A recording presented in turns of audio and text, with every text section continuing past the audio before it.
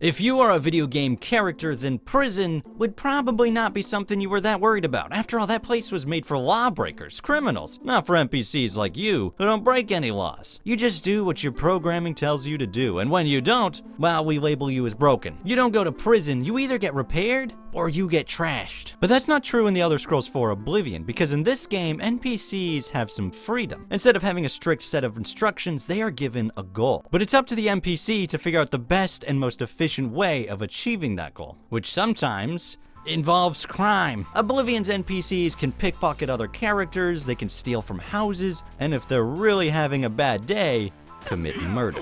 But if an NPC does go off the deep end and starts hacking away at the local townsfolk, we need a way to stop them. And that's where the city guards come into play. These guys' main role is to punish us, the players, because the most likely and most devastating criminal offenders are real people. However, they are also used to punish unruly NPCs who happen to be stepping out of line. But if you've played this game before, then you're likely aware that their primary punishment is, you know. So, what if there was a better way? What if instead of dying, NPCs could go to prison? Oblivion's Radiant AI system is a pretty amazing one. Before it was introduced, NPCs just did the same crap all day and all night, but now they could make choices as if they were real people living out their normal lives. And while this can often lead to pretty unique and often hilarious scenarios, it also came with some major problems. Namely, all the murder. NPCs were committing tons of crime, and guards were slaughtering NPCs left and right. And that's, kind of a big problem, which is an even bigger deal if that character's related to a quest such as Big Head. So if this is such a big problem, why didn't Bethesda create a solution? Well, actually they did. You see, in Oblivion, NPCs who break the law do have a way of paying for their crimes, by quite literally paying for them. That's too bad. I was hoping you'd resist arrest. Unfortunately, however, we don't get to see that exchange when it happens, because the dialogue was never programmed into the game. Therefore, all we see are guards charging up random citizens, swords waving in a crazed bloodlust, then suddenly stopping and talking to them like everything's totally normal. Good to see you.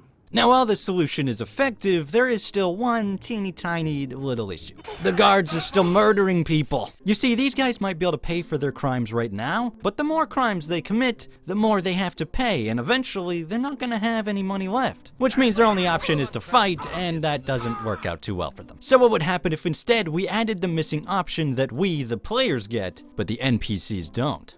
Prison. Well, unfortunately, that might not be such a great idea. I mean, for one, just by creating the option for NPCs to go to jail at all, we are completely undermining the option to resist arrest. There would be no reason to fight the law, because jail would always be the better option. And that's also a problem for certain NPCs who are supposed to be attacked and killed by the guards, which means we would need to create an exception for every single one of these characters, which is a lot. Now, fortunately, one thing we don't need to worry about is adding in any actual prisons, because every city in the game has one, except for Shivering Isles, but he has his own way of taking care of criminals.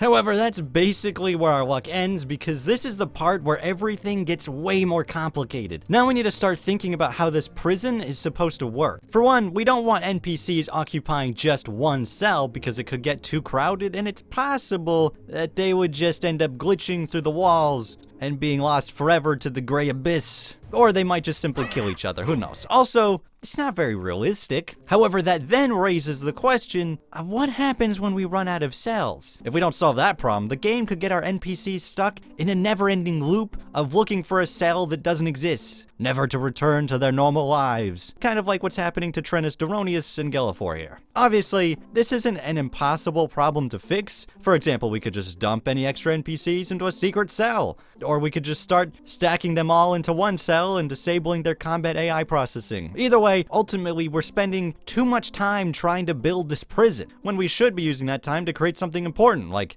this skooma drinking animation. However, even when you finally do create your epic NPC prison system, you're still not finished, because now it's time to hopefully find and fix the copious amounts of bugs that have been introduced into the world. And for a large and comprehensive video game like this one, that can be an extremely tedious and time-consuming process. However, after all that bug testing, bug fixing, programming, audio recording, and office meetings, ultimately, there are still some issues that prison just didn't solve. Like, what about all those dead NPCs that were killed by the crazy NPCs? they're still dead, and no amount of jail time is gonna bring them back to life. We could, of course, try and introduce a new solution for this problem, like some kind of infirmary. Now NPCs could go to hospitals and heal up and then return to their normal life good as new. But now all we're doing is just creating even more solutions that only lead to more problems that require even more solutions. It's a never-ending cycle. And if you're not careful, you could end up finding yourself stuck in development hell with an ever-dwindling budget and a release date nowhere in sight. Ultimately, it probably just isn't worth the cost and time it would take to develop such a complicated feature for a problem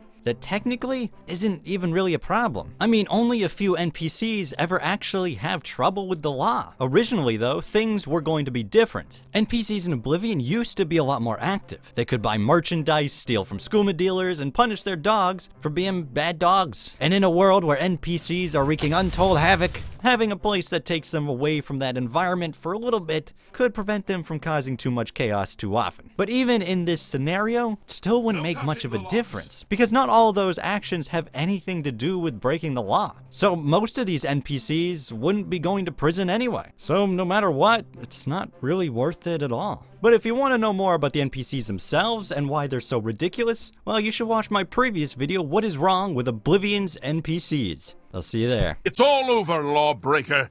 Your spree is at an end.